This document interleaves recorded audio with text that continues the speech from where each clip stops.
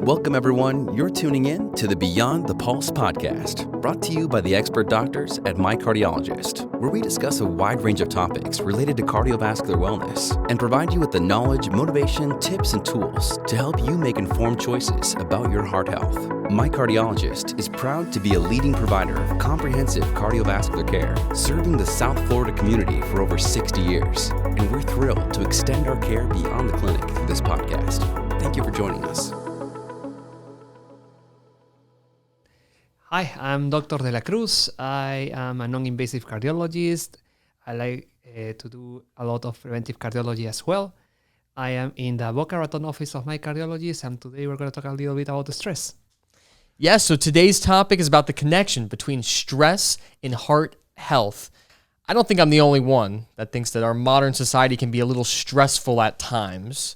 And I think you're giving society a compliment with a little bit, but well. let's say a lot of it. It's a lot of it stressful a lot of the times. What are some of the common sources of stress in your patients? In terms of the common sources of stress, we have work-related, relationship-related, financial hardships, discrimination, that unfortunately has been a big topic lately. And, well, it's not a common source of stress by itself, but it's like after the exposure after a traumatic event, what we call the PTSD, post-traumatic stress disorder. So those are the main common sources of stress. Stress is a complex concept in terms of can be so many sources. Some of them are kind of the most common, but can be coming from other places as well.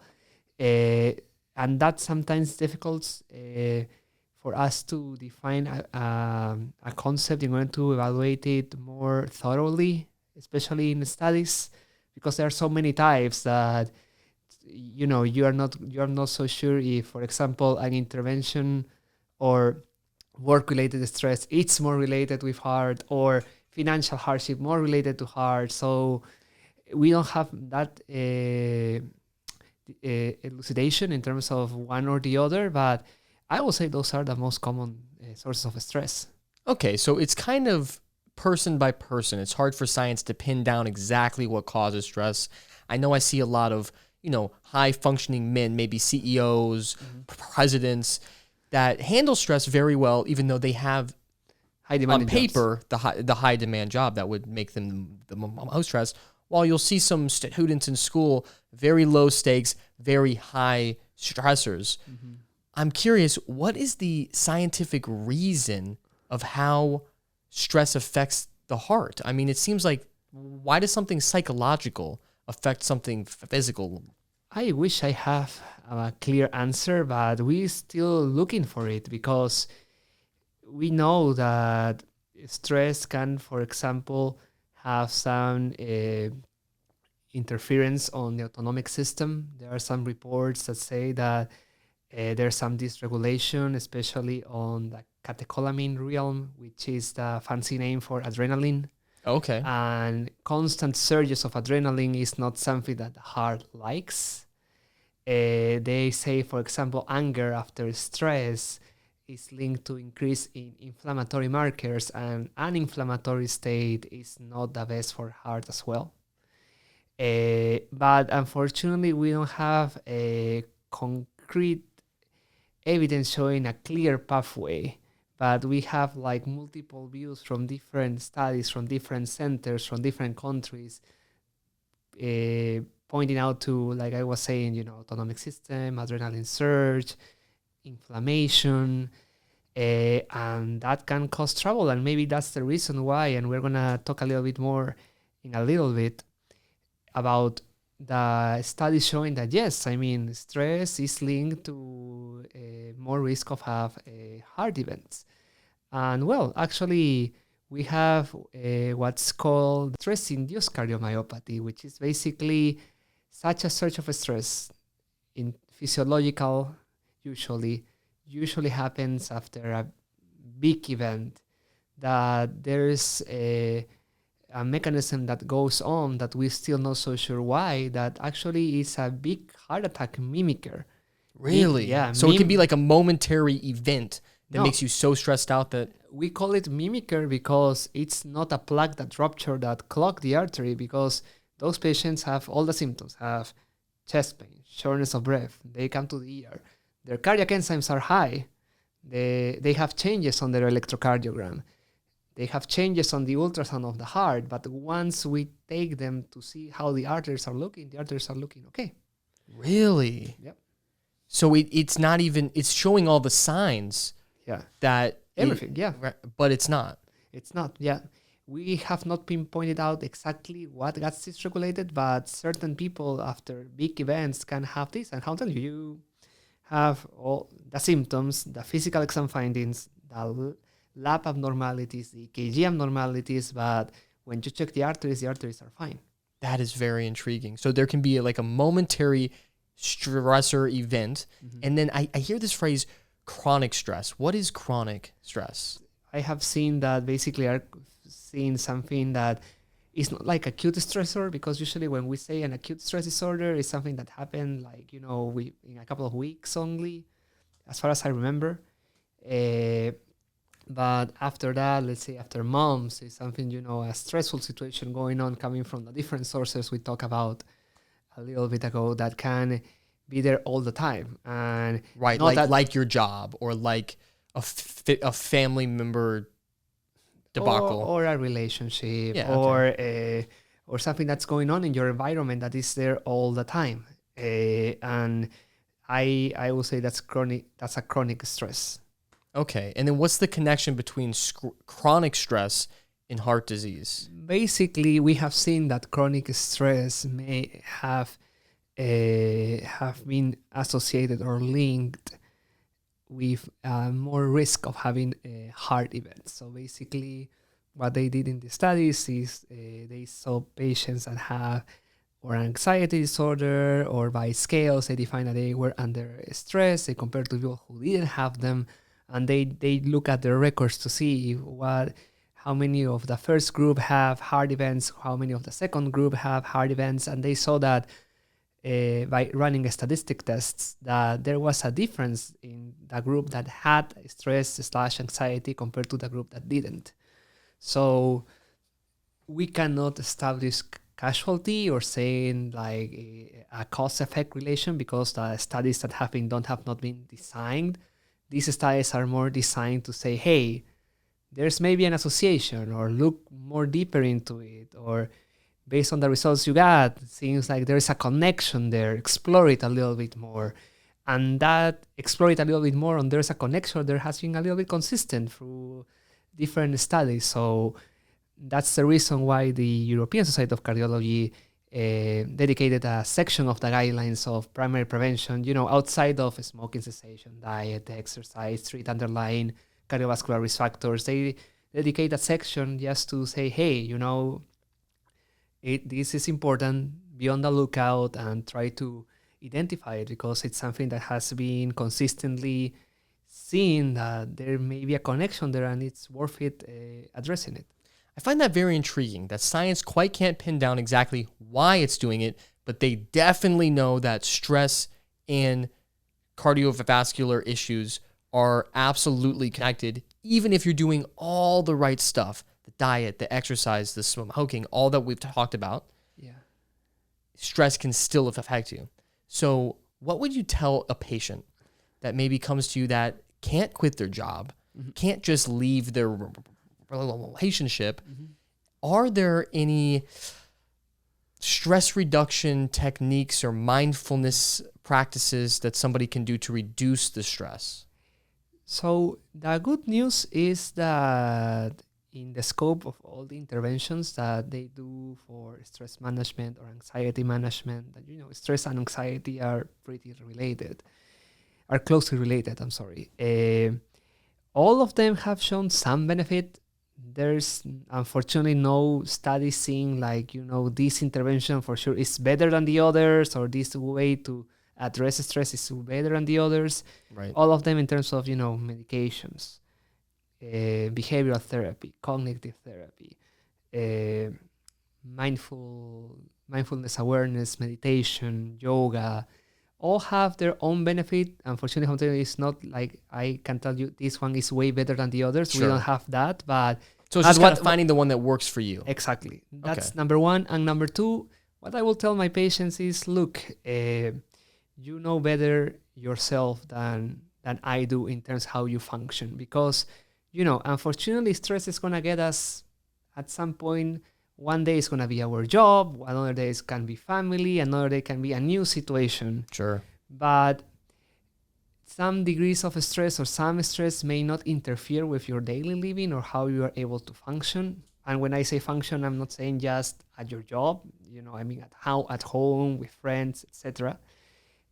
But if you, what I say is, if you start noticing that you are not able to function as before, that your functioning is impaired, you're not able to produce as before, or you're not able to enjoy your free time as before, or enjoy your family time as you were able to do before, that's maybe one of the first signs for you to say, hey, we need to do something different. The issue is not quitting the job. The solution is not quitting a job or escaping, because again, the stress somehow is going to find you. Sure. So like taking a vacation, that's not going to just solve it. Yeah, I mean, can help for sure sometimes, but hey, you heard it here first. The doctor says vacation will help. But I mean, of course, having a break is always good, but I think if you will start noticing, because we are not outside of this as doctors. We have, as doctors, have also stress to deal with. But sure. if we as people start noticing that we are not functioning as before, I think it's one of the first signs, hey, I need help. I need someone to guide me and say how I can deal with this, because the solution is not to run away from it. The solution is know how to cope with it. Right. And some people will just be well served with coping strategies or psychotherapy or brief issues. Unfortunately, there's people that will need multiple interventions and multiple courses of the same intervention in order to try to go to a more stable level. But that's another discussion. But there's tools, there's people who specialize on that. There are counselors, there are doctors that are ready to help. So the solution will be, if you start seeing signs of being overwhelmed, of not being able to function, it's a good time to go get checked and go ask for help. Okay, so there's being overwhelmed, anxiety. What are some other symptoms of stress, whether it be in a momentary form or a long term? The thing is, like, stress is one of the gates to other kind of mental health disorders, unfortunately, especially mood disorders such as depression. So, but what do you mean by gate? A gate meaning like you enter that way and then you found all the others. Like, let's say you started just being stressed, but then that turned away to develop in major depression, let's say, or so it's like a gateway disorder. Drug to bad mental health. No, let's say let's not call it as a drug. It's like, let's call it more, if you leave it ignored, it can mutate into other sorts of mental health disorders. Okay, I see. So don't ignore it. That's the issue. If you feel like you are getting overwhelmed or you think it's significant, don't just ignore it. It may be harmful, not just because of mental health, but as we are talking right now, you can have some toll to pay heart-wise. So just to take it back a little bit to the ways that we can prevent stress. Now, I'm from Denver, and upon moving here, I was shocked to see on the streets of Miami, there are like marijuana dispensary trucks that drive around. Pot and marijuana are becoming increasingly popular here in the U.S. And we've talked about in previous podcasts that smoking is not good for the heart. No. Does this include marijuana smoke? We have conflicting evidence about marijuana. We have studies that don't show much harm. There are other ones that show harm. We usually recommend to don't do it. I mean, now I'm not saying marijuana is not useful. I mean, there's some studies showing maybe a benefit, especially in patients with cancer and for palliative pain control in those situations, as far as I remember. But from the heart standpoint, unfortunately, there's no indication or for using it. And second, we usually recommend against it. It's not as consistent as tobacco, but still we don't feel comfortable just being neutral on it. So would you maybe chalk that up to a lack of study on it because tobacco has so much more decades of research, or why do you think it is? It can be. I guess now that it's more legally used, maybe because sometimes one of the problem with the studies, sometimes you don't have enough patient population to see if there's a consistent association or not, or effect. Maybe we'll have data coming soon, but as far as I know, I mean, the recommendation is there are some studies saying that there's harm, but they are not like that big or consistent compared, for example, with tobacco. But usually our recommendation is to don't use it. So we are not neutral. We are against it.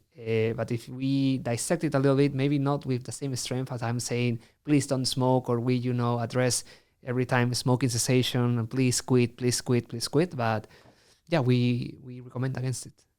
So from what I'm hearing, you're kind of saying like for cancer, for certain cases, a momentary use, kind of like a prescription drug, to combat that thing in the moment, that might be fine, but it's not a good long-term. It depends on the study. I'm not that familiar with the studies to make more comment about it. Okay. I know that they use it on that field for somehow, but yeah, that's another situation. It's a different population, so it's a different context there. So, doctor, are there particular age groups or demographics that are more susceptible to stress-related heart conditions? And if so, how can they take preventative measures? We have not found a consistent age group or gender that gets is more exposed to it. I mean, the study ranges, when they did these associations, usually ranges from the 40 to 65-year-old. There's male, mostly rather than female, but there's not like a particular group or a group outlined in the guidelines saying, hey, please be aware that in this particular group, the stress can have been more detrimental, so act in a different way or act more aggressively.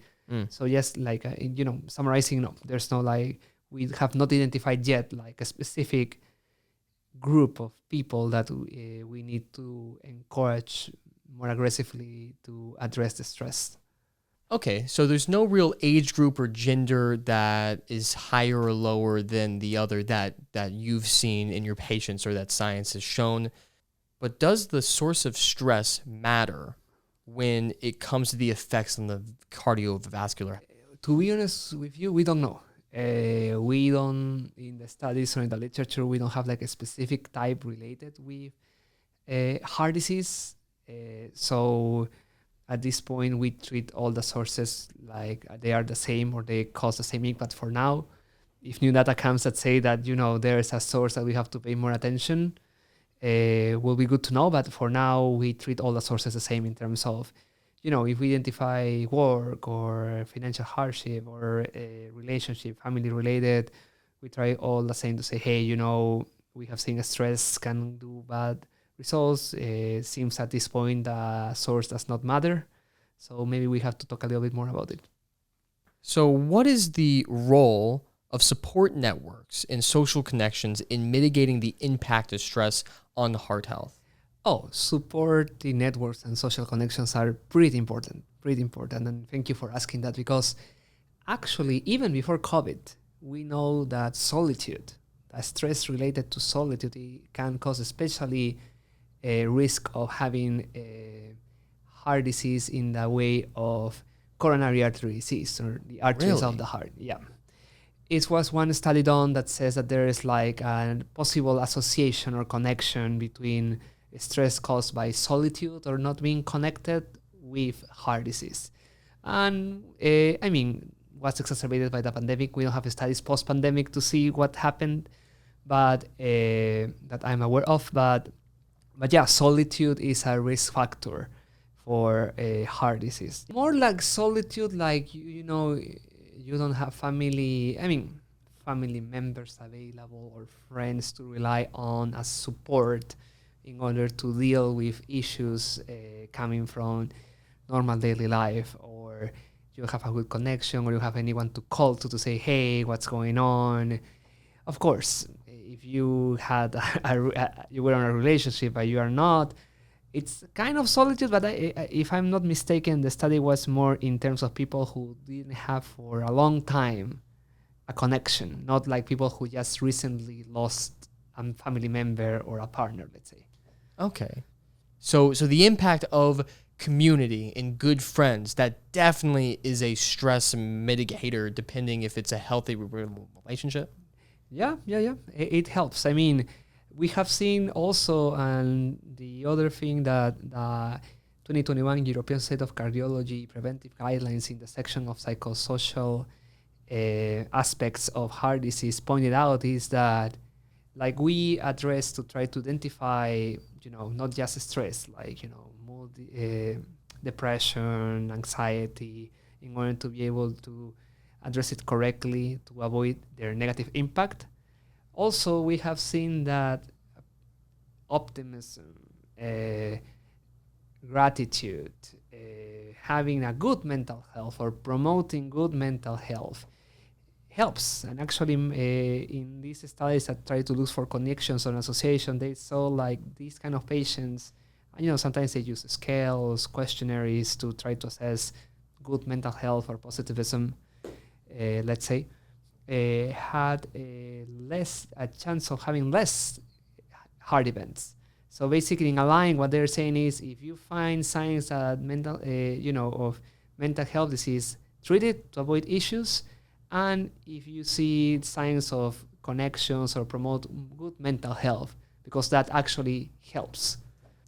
Wow, that's so interesting. The fact that your mental health can actually play a role in your physiology. And actually, let's look at like a keychain at this time, because maybe it's not just straight from just positive mental health. Because remember what mental health promotes, right? Promotes more willingness to be inactive, more willingness to do stuff for yourself, to take care of yourself, to don't be distracted or if you have to take medications, to take medications. So it's kind of let's say a positive snowball in this sense, because has its consequences, which at the end helps to be more healthy and have less chance of events. On the other side, of course, So it's not just the positive mindset, but it's more the actions that come about when you're in a good mental spot, as opposed to a bad mental spot, where if you're in a bad one, you might forget to take your medication, or you might be depressed and want to just sleep all day and not get that exercise, not go outside, all that. Don't go to your appointments. Sure. And don't, underestimate what you're feeling. If you're feeling, the symptoms of cardiology, right? Chest pain, shortness of breath, heart racing sensations. You don't care. You don't care attitude that unfortunately appears sometimes on this. So yeah, it's like a positive snowball and a negative snowball. It's unclear if there's a straight link. We have some theories going on that may happen, but for now, what we know is either because it's a direct link, or because it's just because of the snowball effect of consequences that happens due to bad mental health or good mental health. There's some impact in the heart, just being as bad or just being as good. Have you witnessed this yourself in your patients? Do you have any success stories to share of somebody that was able to reduce their stress, mitigate that, and it had a positive effect on their cardiology?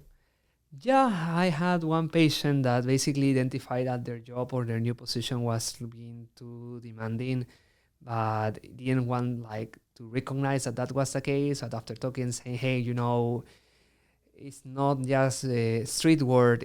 We have seen that, stress can lead to negative repercussions for your heart. And then he decided to take action. He speak with who need to speak at work, and he felt better. I mean, it was easier. He said, doctor, it's easier for me to take my blood pressure medication. I see better blood pressure. I needed to take out some blood pressure medications as well. So it's real. It's there. I mean, it's something that we cannot just ignore. Sometimes when you're on a visit, sometimes, you want to assess a lot of things, but mental health, or if you, because sometimes when you're interviewing a patient or asking questions, you can tell that there is something that is not sitting right. Sure. It's not something that you can just say, hey, okay, let's move on. Let's talk a little bit more about other past medical history. No, you have just to be sure that you address it, to give proper counseling. I mean, we are not maybe be able to help directly in terms of intervening on it, but at least recognizing it or let the patient know, because a lot of patients will tell you, doctor, nobody has told me about this, or I didn't know that this can be this detrimental for me. So at least we have to recognize it and refer it to the proper team that can take care of it. I will say what we said earlier. It's important to recognize when we're not able to function, because that's one common sign, not just for stress, but for a lot of mental health issues. And it's okay to feel it. And it does not mean that you are going to be needing one treatment or the other, but you need to get screened. You need to get some help, because not being able to function as you were able to, it's a sign that something is going on. And, we have talk in detail that what can be the effects if you don't recognize it. So what I will tell our viewers, our listeners, is that recognize when you feel like you're not able to function as before, and try to seek for help. And the other one is that there is a connection between mental health and heart disease. If it's straight or it's more the snowball, we're not completely sure yet, but there is a connection. And we as cardiologists have a goal now, and we have recognized lately that we have to pay more attention to it and refer it to the proper teams, because it can make a difference. Awesome. Well, thank you, Dr. De La Cruz, for being with us. No, my pleasure. If you want to get treated by Dr. De La Cruz, he practices right here in Boca Raton, Florida. We're going to have his link down below, as well as the mycardiologist.com, where there's practices over the entire state of Florida. So if you haven't gotten an appointment and you recommend every year, make sure to click that link down below and go get your heart checked out. Thank you for tuning in, and make sure you hit subscribe if you haven't already. To learn more about My Cardiologist, please visit us at mycardiologist.com.